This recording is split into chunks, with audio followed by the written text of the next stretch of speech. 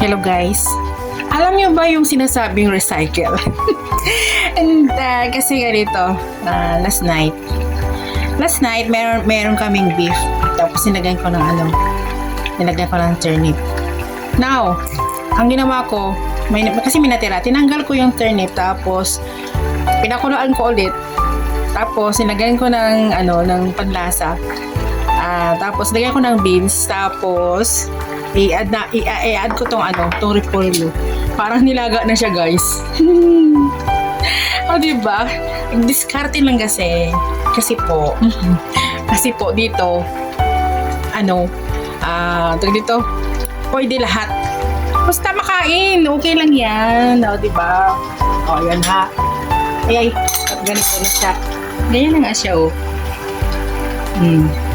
Ala, may sili na yan, ah. O, diba? So, ng aking pang lunch. Kasi po, lahat naman pwede. Diskarte lang yan, oh. Yun man natin kung anong lasa nito. Hindi, masarap talaga. Lasa pa din nilaga.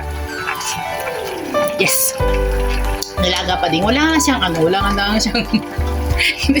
basta, tinatawag mo pa, cham.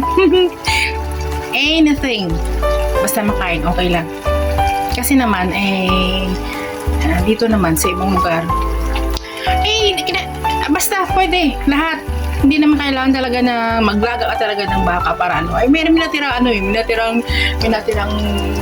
kagabi. Yun ang ginawa ko. Tinanggal ko lang yung turnip. Tapos sinabon ko. Tapos pinakulaan ko ulit. Tinagyan ko ng panlasa. Alayo mo nilagay ko. Chicken powder pa. Diba? Madiskarte. Thank you so much, guys. Alam ko, nakaka-relate ang mga OFW dito. Okay. Maya-maya, luto na ito. Pero may pawakain. Kasi habang naglalaba ako, inano ko ito. Mamaya, kain. Tapos, o diba? Thank you so much. Ganun lang. Thank you so much.